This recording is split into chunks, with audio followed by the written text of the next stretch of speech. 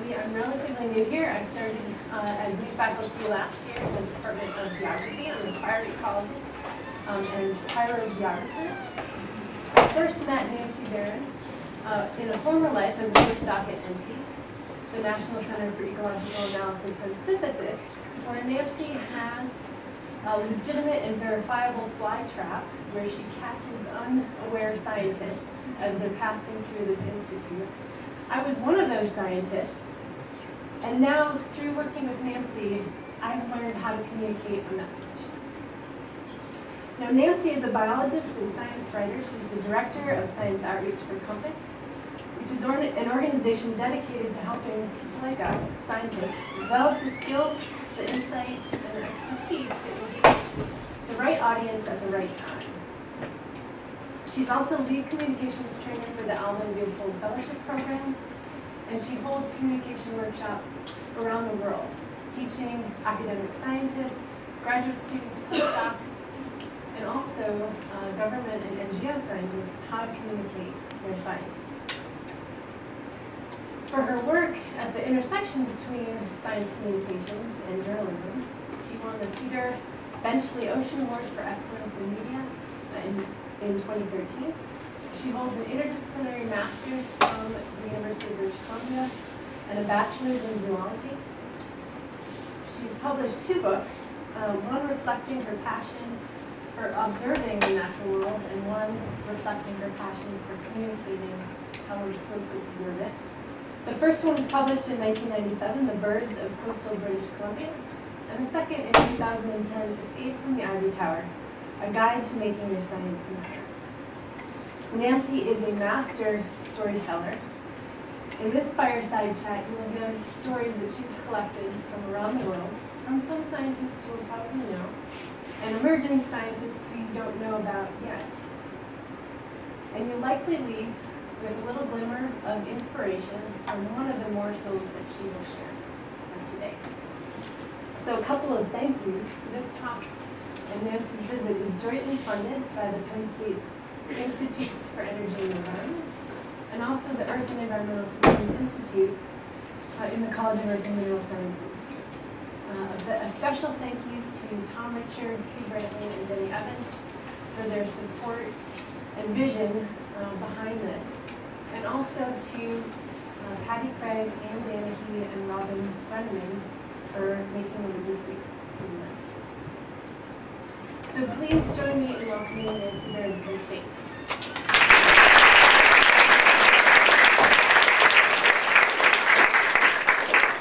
Thank you. That was a pretty awesome introduction. I do my message.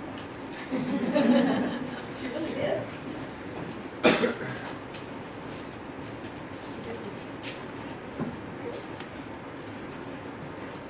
So I've been looking forward to this for a while because I've had this wonderful opportunity to plan this being today, but also tomorrow when we're going to spend an intensive day doing a distillation of what I would normally cover in about 3 days with the Leopold Leadership Program out of Stanford. Have any of you heard of that program, Leopold?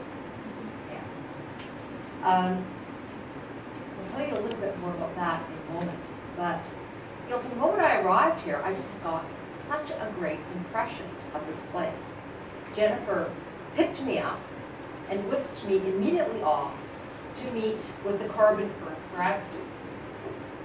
And I proudly have my Carbon Earth mug that I got from as a gift for spending a bit of time. But I just thought, you know, this is exactly what needs to be happening in the world. The Carbon Earth program are grad students and educators together working in schools with teachers and their students. And that's the sort of outreach that really is going to change the world.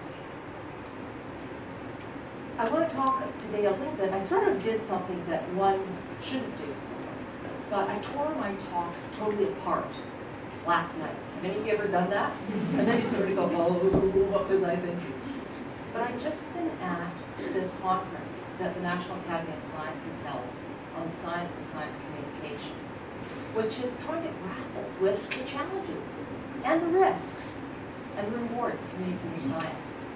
So I decided I wanted to tell you and share a bit of the ahas or the things that people, scientists who are researching the science of science communication are grappling with right now. But I want to dive in by first just getting a little bit of a sense of you. So I want to ask you 3 questions. How many of you believe that communicating is part of your job as a scientist? If you do, stand up.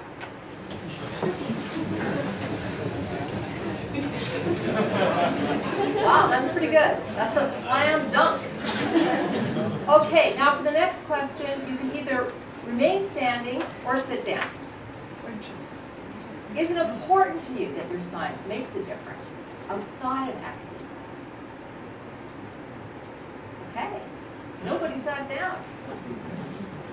Third, final question. How many of you really want to change the world? That's a scary thought, isn't it? Okay, you can sit down. So I know that I'm in the right room with the right people. Because, you know, in fact, whether your goal is to change the world or to be a brilliant scientist, and hopefully it's both, communication is not an add-on, it's central to your enterprise.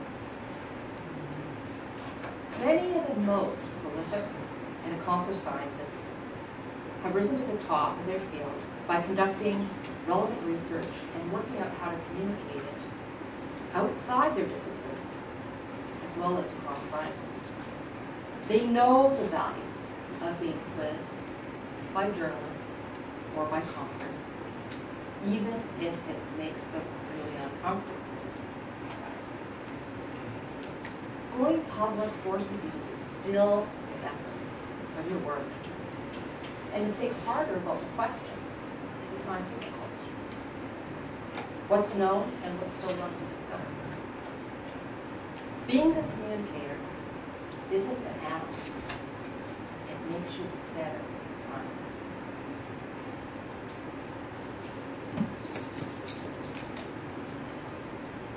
Another thing that people don't talk about all that much, but is something that I've learned over the decade plus I've been working on this, is that there's an intrinsic link between communicators and leadership. The more that you take on being an effective communicator, and it really is a decision to take this on, the more that you'll find that you are being asked to do things, people will turn to you, because you have that clarity of expression, the ability to cut to the chase. And people are drawn to that. Everybody feels that need for that facility in the groups that you work with. So if each of you was to think of somebody who you really admire as a leader, chances are they're an effective communicator. So for me, the person who's been really inspiring, and really my mentor for the whole time that I've been in this, and the person who got me started is Jane Lubchenco. Have many of you heard of her? So Jane was until recently chief administrator of NOAA, where she went from being the head of basically a marine lab that she partnered with her husband at Oregon State Corvallis to supervising over 12,000, leading 12,000 scientists for NOAA. But it wasn't that she ever set out to do that. What she really loves is messing around in tides.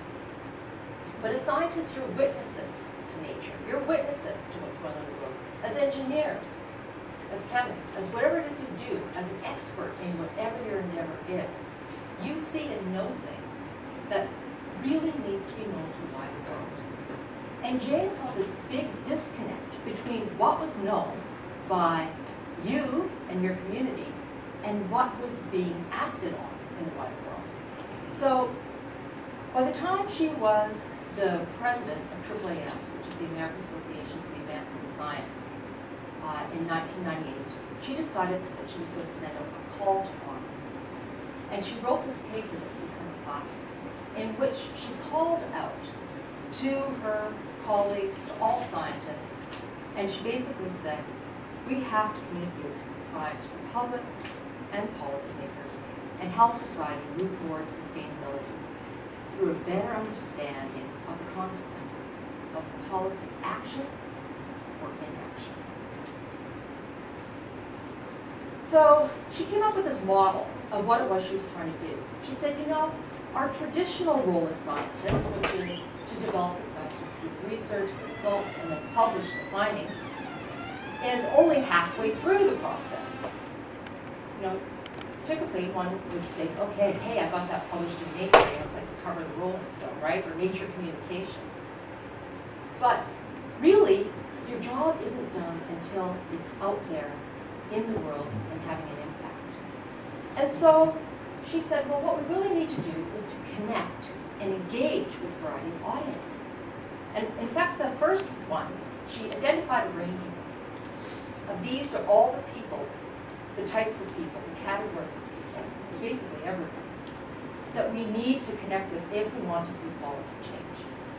And one of the first groups that she targeted were journalists, because journalists are gatekeepers. They're sort of like the megaphones to these other audiences, and they can get their attention. So she envisioned this whole thing working in a closed loop sort of way, where once you actually get things on the policymakers' tables, you can have discussions with them and start thinking about what are the answers they need to move ahead. There was only one little glitch with her model, was that she had the idea, but she didn't really know how to do it. And so what she did, which was brilliant, was that the year after she wrote that paper, she formed these two groups with a bunch of scientists who were her colleagues and people who she just identified as being people who she thought could help solve these problems and start building a community.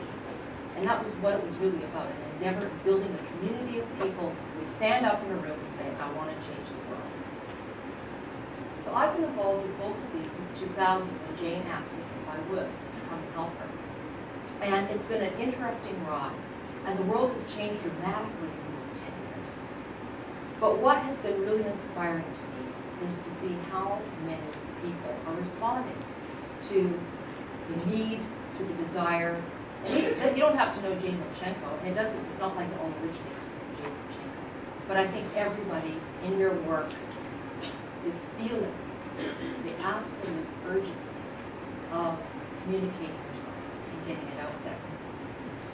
We recently wrote a paper that just talked a little bit about the evolution of the process that we've gone through in the last, since 12,000 when we started. And one of the things that was really apparent at the beginning was that, it was really about just helping scientists promote their findings, end of story, right? We just needed to promote the findings because we had this idea that if only we could fill the empty heads of the public, we could solve the problems of the world. If you knew what I knew, you'd believe what I believe. This is called the information deficit model of science communication. And we know now it doesn't work.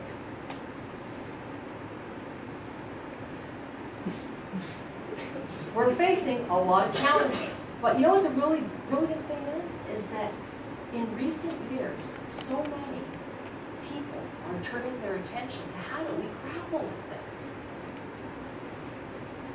So this was this meeting that I was just at, the Science of Science Communication. And the theme of it all was science in a time of controversy. And it really dealt with the fact that, it's daunting to try to communicate effectively. Science discussions are embedded in cultural, moral, and political contexts. And you have to take those into consideration when you frame your conversation. But what's great is that there's this burgeoning area of research where we're getting a lot more insights. And we're gaining greater awareness about how attitudes can be changed and better strategies for communicating in highly politicized situations. Now, a big theme is this idea of cultural cognition. which is the growing evidence that people take information or science and they filter it according to what they think are the beliefs and context of the other people who they consider to be their tribe. So it's not just individuals assessing information. We have this attachment to community. And so we accept or dismiss information based on a whole lot of other things in terms of building our knowledge and our awareness of things. And one of the great, his very first experiments that brought this to light was actually done on analyzing what had happened in a football game. Some psychologists taped a game between two universities that was really conflicting because the officials on the one side were making all these calls that were quite controversial and created this great furor amongst the two teams and the whole communities involved. So what they did was they took students from each side of, who were fans of either side of the team, and they carefully played all of the calls that were made by the officials. And they asked people to count which ones were valid and which ones were not, or to see how many they thought were actually, real infractions. And the results were, well, you can guess, right? There were twice as many infractions identified by the group that felt that they were done wrong by than by the team that felt that those were, that had won and had felt that those were legitimate. So,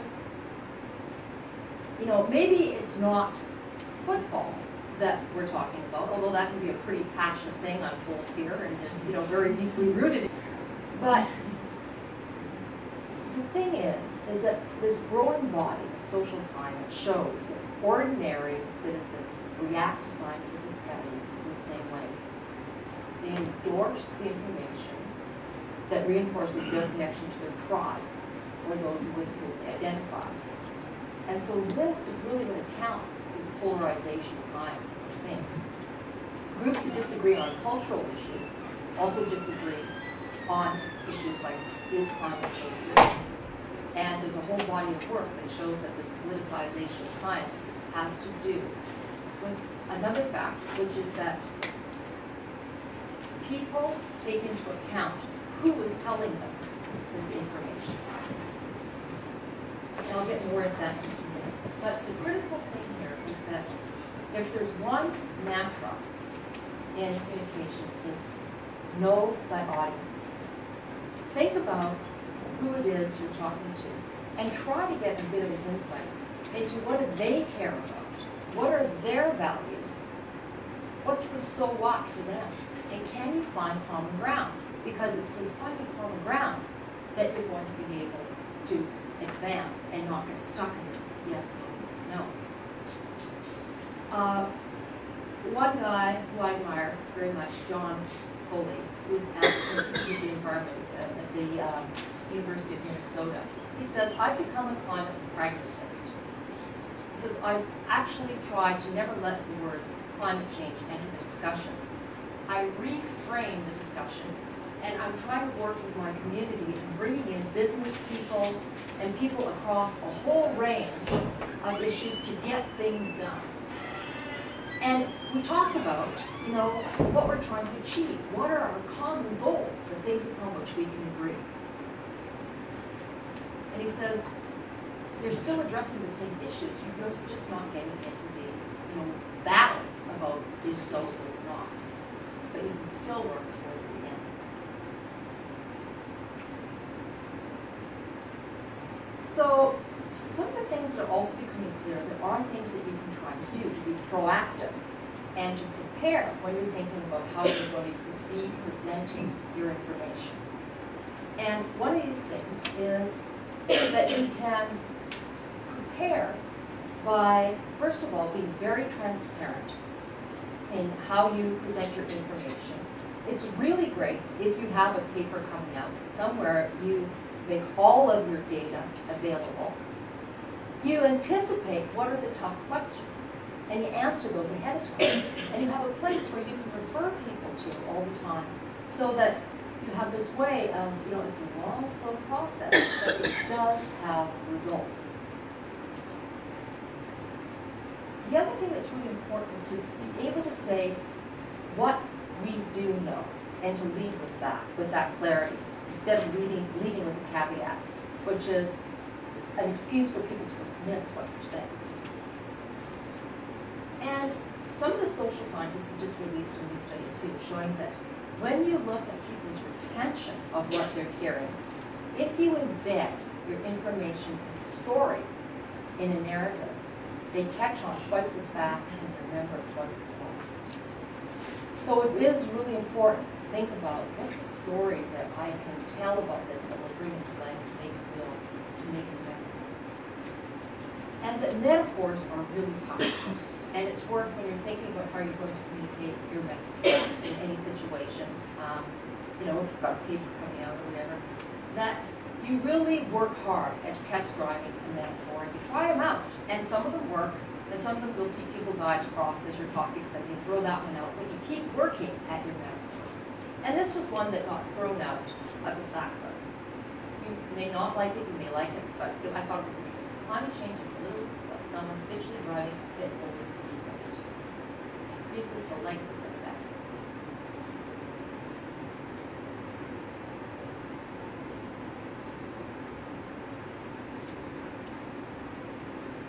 Now, the other thing that is coming to the fore as well, and we've known this for a really long time, is that scientists are really important conveyors of the message, because you are perceived by the public as being highly credible and having something to offer to society.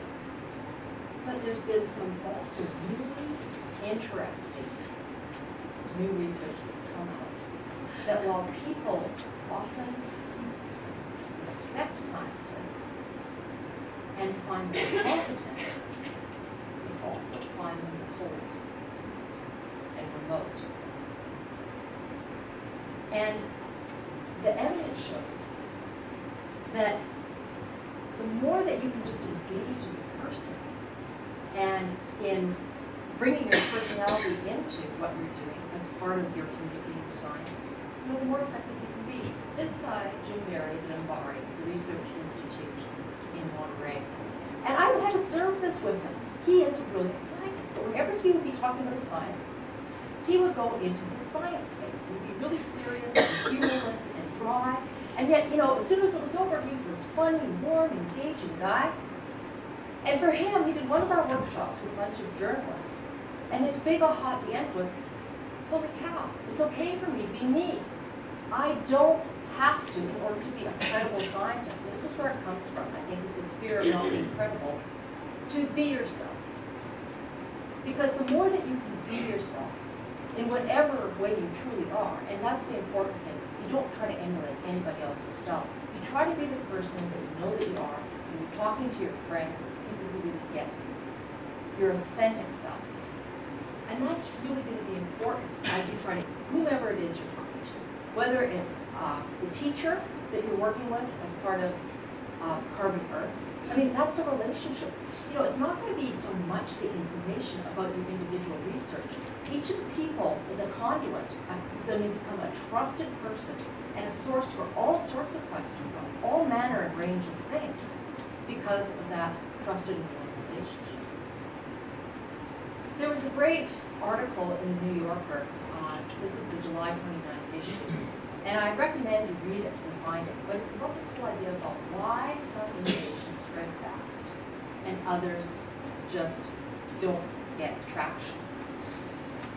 And the bottom line, and this is looking at it through the field of medicine and what has, what's worked, what hasn't, where things have sort of, just died in water, is that people talking to people is still the way that norms and standards change. So the more that we can escape the ivory tower, the more that we do engage with everybody that we can in the various ways to do, that is really what is going to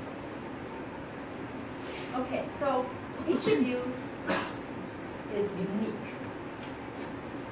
And you're thinking, okay, where do I begin on being an agent of change? Well, there's a huge spectrum. This is Pam Matson, and she is the current director of the Leopold Leadership Program, and also the chair dean of Earth Sciences at Stanford. And she says, we're not advocating rabid advocacy anyways. We aren't saying that you're supposed to be out there telling people what to do. But what we are, the bottom line that we all start from is at least we're advocating for the use of science in decision making. And so how do we achieve that? And as Jane says, we recognize it's going to take a lot of other factors into account.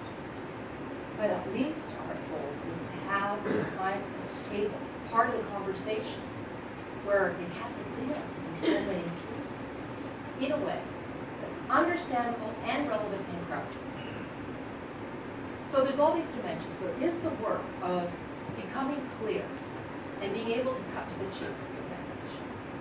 But also in terms of credibility, there is the dimension of being a person, a warm and trusting person.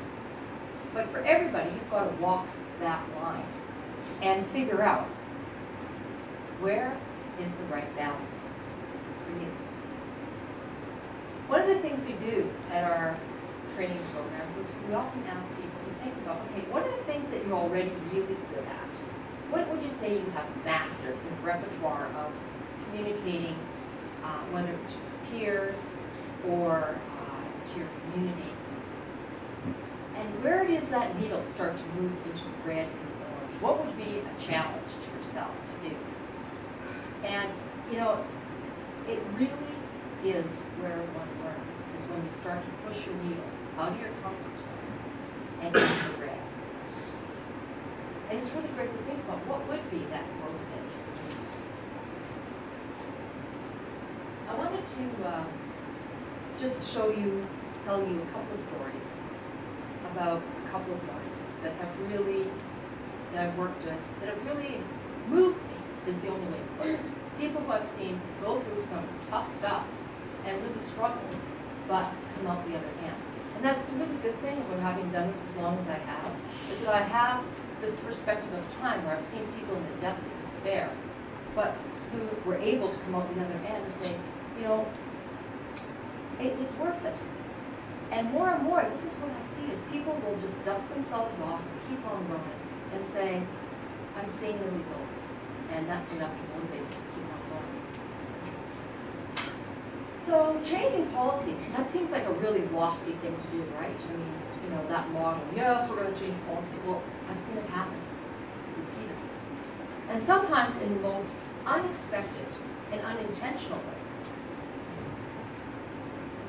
This young scientist, Marty Prokosek, was still a grad student doing his PhD, and he was actually working in the Department of Mathematics at the University of Alberta in Canada.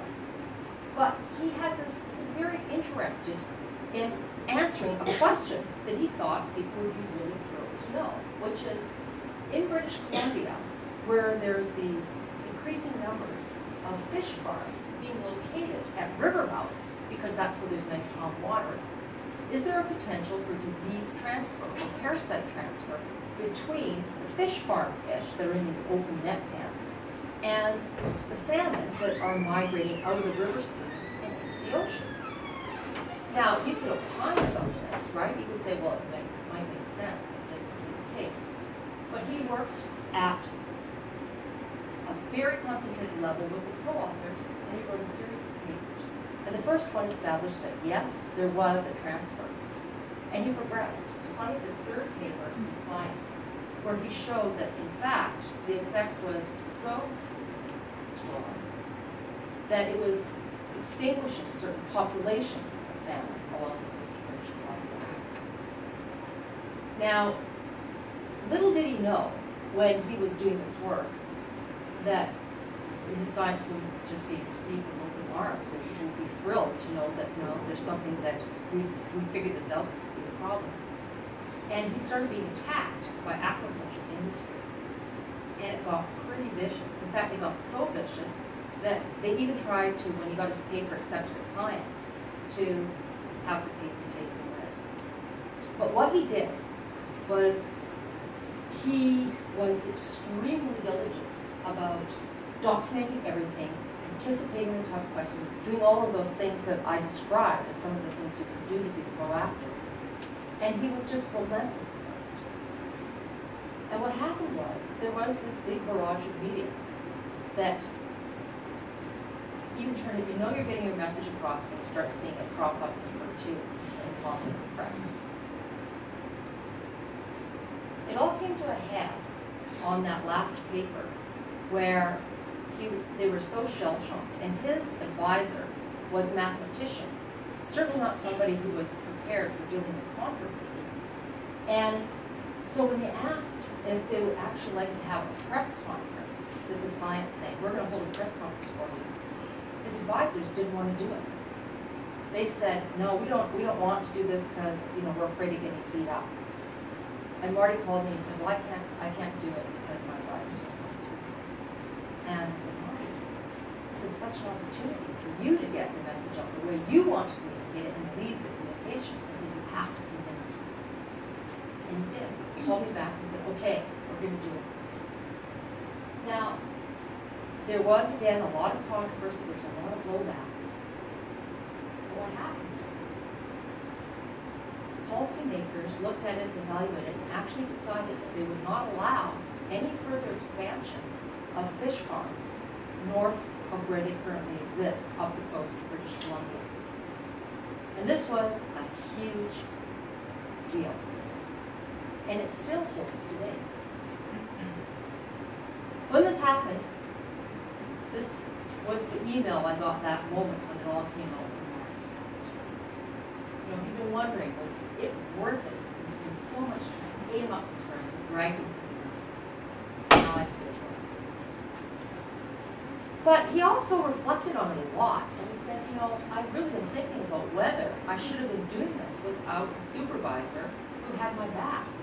And he realized that what most grad students don't think about when you're picking an advisor is, are your values aligned? It gets down to this values issue. Is your supervisor somebody who, if you want to be an effective communicator, is going to support you and be willing to work with you in it, and you know that you can work on this together as a team? And I think that this is something that, because what I also see a lot is that many young scientists are just really ready to go. You really want to engage. And sometimes it's harder to bring along some of the silverbacks. And so, you know, it takes time within a community of science for this to change. Oh, shoot. What was that? When did that happen?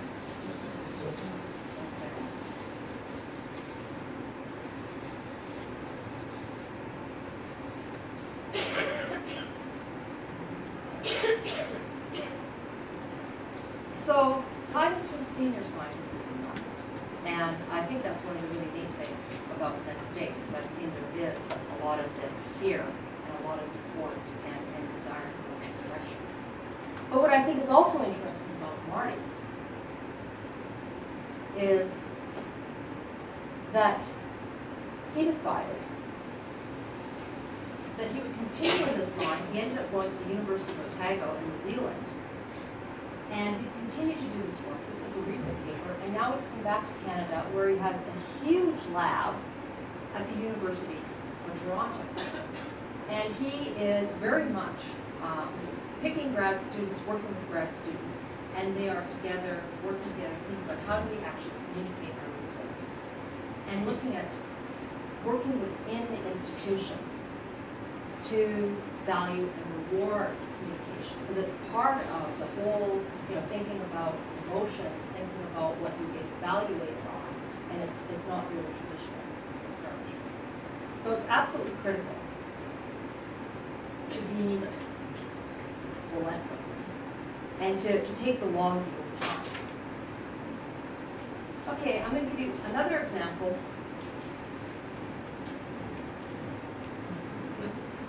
Jennifer. Now, Jennifer made a decision that she wanted to reach out and to try to do this stuff.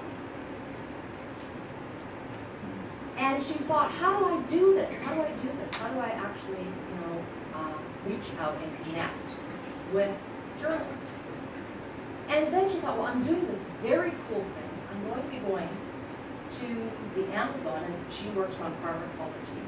And she thought, you know, this is really an opportunity. That could be a great story about scientists going to the Amazon and doing these burns.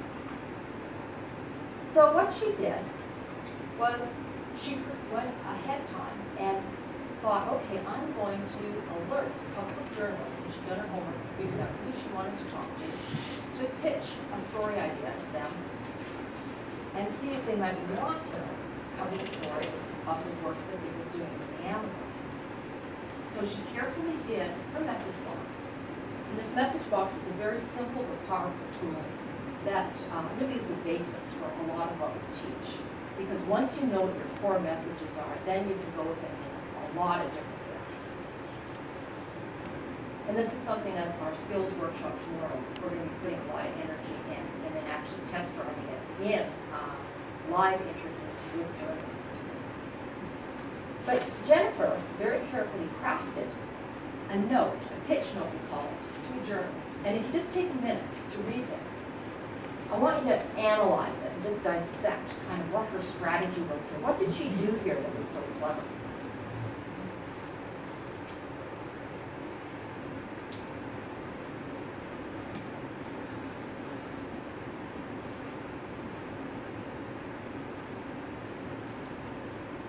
Observations. Yeah, you got the sense this is an interesting person, right? This is somebody I might want to talk to. This isn't dry, boring science. But how did she do it specifically? What were some of the things she did? Yeah? There's a single opening sentence for your summary. What else? She also questioned herself by saying it's a bit crazy for a research videos, which is interesting. Right. Yeah. She was self-deprecating, and you know, it is a bit crazy. What else? Yeah. You said burning the Amazon instead of investigating fire ecology dynamics and that. Right. Scientists burning the Amazon, right? Isn't that just like the opposite of what you would expect? So, you know, journalists get hundreds and hundreds of emails a day, and they go down and they will tell you that they don't even read, you know, this book. Delete. Well, you're going to open that, right? Scientists burning down the Amazon, overturning conventional wisdom. And then she acknowledged, you know, she paid attention that this was somebody who actually covered these sorts of stories, that she knew who she was talking to. What else did she do? There's a couple of other things in here that I think are really interesting. Yeah? She expressed her enthusiasm for the first Yeah, exactly. She was enthusiastic. Anything else? She said it at 3 a.m.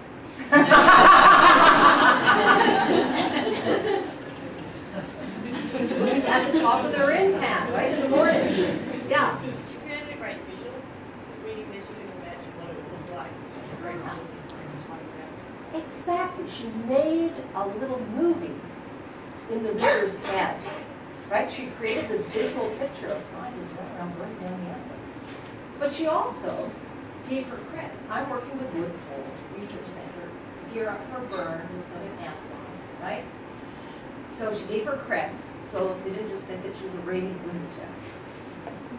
She talked about, this is the largest experimental burn in the tropics. Okay, journalists love that. They like firsts, they like biggest, you know, they do go for those because that's what sort of sets it apart. And then she gets the actual, you know, question. What is the research question? Anyways, this was the result. She got a story in The Economist. And check this out. It's pretty darn exciting and a bit crazy, she says, to see a bunch of researchers running around burning down farms. And then her research question, which was right in the bottom of that email.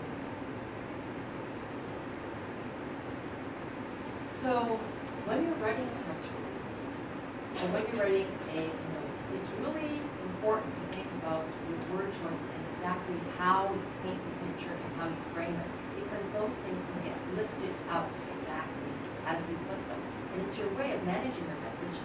And as Natasha Loder, who was the reporter for The Economist who wrote this, says, very often scientists complain about what gets reported, but they haven't given me a message, and so they've left me to make one out.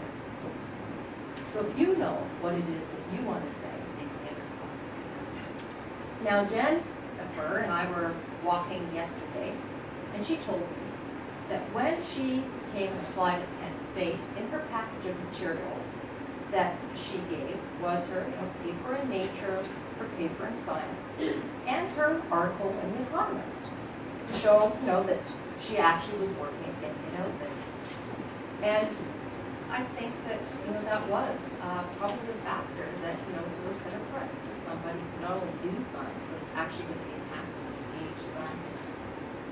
And I'll just go through this really quickly, but she's continued to do this here. And recently, had a paper that came out on cheatgrass. And I'm just going to flip through this real quickly.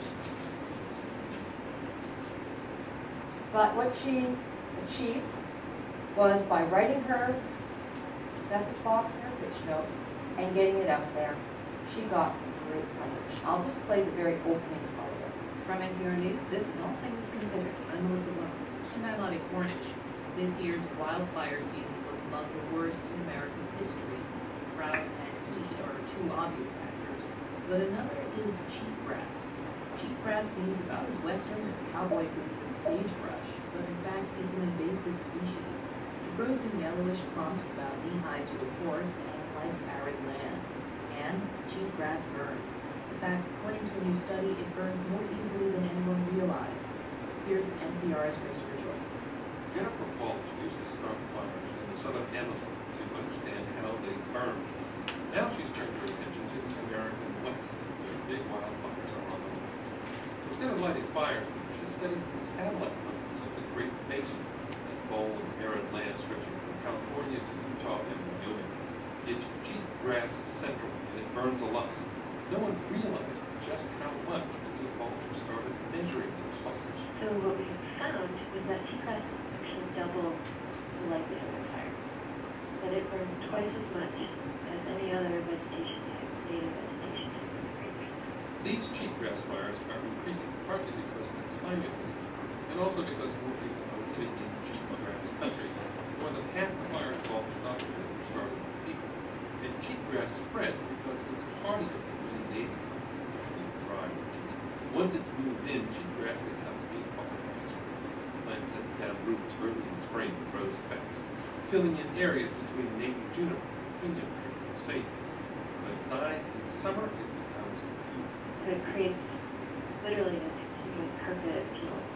And so it's able to not only outcompete its neighbors, but it literally is able to burn them. Walsh, who's now at Penn State University, discovered that of the 50 biggest fires in the Great Basin, 39 of them involve cheatgrass.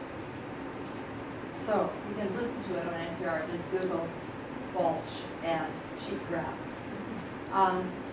But she knew what her bottom line was, and that's a really important thing for you to be able to think about too. Is when you're trying to communicate something, what is your bottom line? If you had just one sentence, what would you say it is?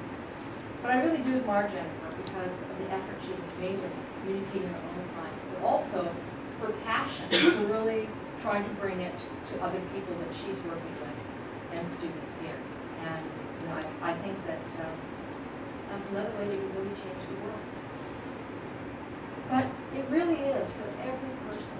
It's about figuring out what's right for you and finding your own voice and thinking about who is your community. I'm a burner, I couldn't resist. Those are Central Grains. So my last quick story is one where I thought it was really interesting how this group of scientists not only used their communications to think about communicating their science, what they were really focused on was they were an international team of scientists who are studying, monitoring how biodiversity is being affected in the tropics by climate change. And this was a workshop I was asked to attend in Tanzania a couple of years ago, and to bring in some journalists. So, you know, they all sort of said, okay, yeah, well, you know, that's great, we'll do the communications workshop, but what we really care about, of course, is our data, and sharing our data, and coming up with our protocols, and making sure we get the work done. So they spent a lot of time doing that, and you know, the journalists and I were in the room sort of like trying to figure out, okay, what is this they're talking about? What are they doing for the first day? And then, when they finished doing all of that, we said, okay, let's start thinking about how you would take the messages, what you're finding out of your research, out to the wider world. So we spent a couple of days really concentrating on how they do that, and of course, the core of it was the good old message box. Now this young guy's name is Badru, and he is a young scientist who works in the impenetrable forest where the mountain gorillas are. And the idea of him thinking about how he could take his research outside of what he's doing was a really novel thought, but he immediately was extremely excited at the idea. And I was kind of you know, delighted at how seriously he took this. He really worked on his message box. And then we took a break from the workshop and we went on this field trip to actually see some of the stuff we were talking about. And it ended up, it was one of those ill-conceived trips where we headed out and then we only found out once we got there it was going to take us 8 hours by bus to arrive at our destination. So we took advantage of the 8-hour ride to make people keep swapping seats in the bus and talking through their message box with each other. And this amazing thing happened was that as a result of doing this, they had all of these insights that they hadn't actually had in their scientific meeting about what was really the most important point of what each of them was doing, and how that actually changed how they were going to put together their papers and their protocols. So that was all really exciting, and people came back and they were so enthusiastic. And so here was Badru. What he did was, you know, he just, first of all, he just threw everything out there, and then he put in red the highlights, the things that he thought were the most important. And like we're going to do tomorrow, we had journalists there where we then said, okay, now you know what your messages are. Let's see if you can actually convey them in a, you know, in a conversational, interesting, exciting way that's going to get the attention of the journalist. And this is Ken Weiss of the LA Times. Well, they really enjoyed it. There was a lot of fun. But also out of it came a paper that would have never happened otherwise, because they decided that they, you know, were going to put this together. They were able to write a really well-written, coherent story as well as present the data. And then they said, okay, round 2, we're really going to work on how do we communicate this. So they used the visuals because the whole project that Badru was involved in was camera travel. But perhaps the thing that thrilled me the most deeply was that a young couple who were there as journalists and who are documentary filmmakers went and visited Badru and decided to tell Badru's story. And this is now touring in indie film festivals around the world. Here's Badru's story.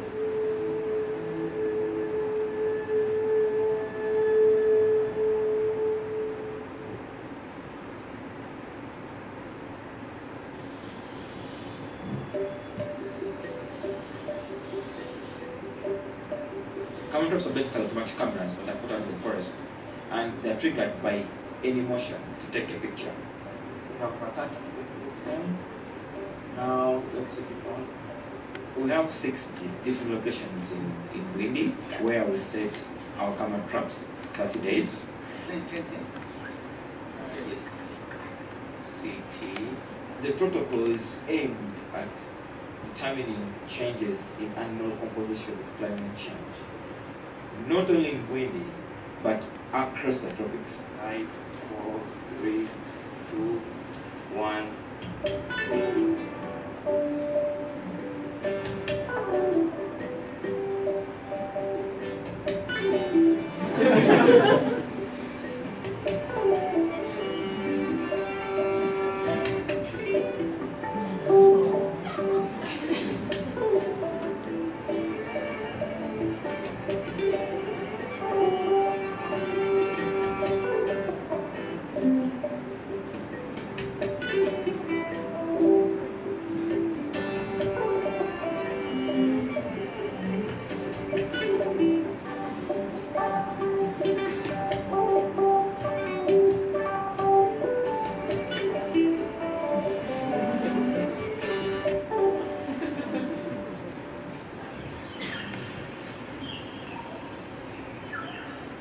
This forest is very fragile. If we don't have combined effort from researchers, from politicians, from the local community, it can easily perish. It can easily perish. This is the only forest on earth where you find the gorillas and chimpanzees feeding together. Where shall we get it again?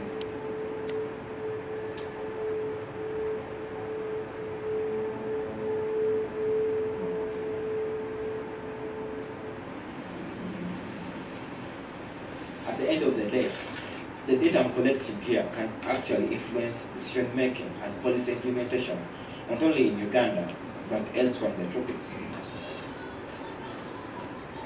So each time I go out there in the morning and I walk for 8 hours with the machete finding my way to a top location in the middle of nowhere, I know I'm not doing it because I have to do it because it's my job, but I do it because I know it's a global cause which I'm very proudly contributing to. I'm doing it because I know I have to do it if I'm to save life in the tropics, in Buindi.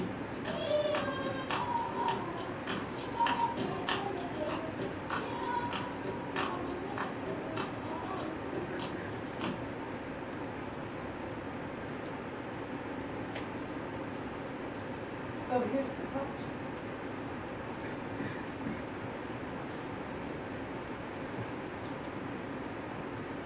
Each of you has so many different opportunities to think about and choose.